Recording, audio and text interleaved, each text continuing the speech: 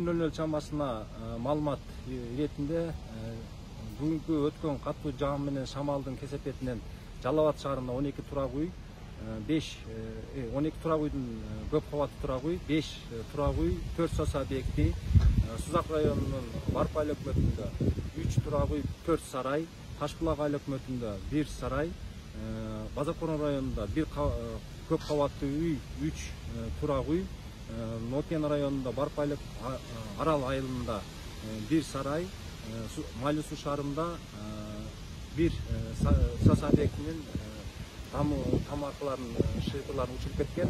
Ошондой эле Ак суу районунда дагы 3 турак үй жана 1 сарайдын тамашыларын учурган. Азыркы мезгилде Жалал Абад облустук өзгөчө кырлар министрлигинин кызматкерлери жана жарандык коргонуу кызматтары ордуларында тактоо иштерин жүргүзүп жатышат. Рахмат.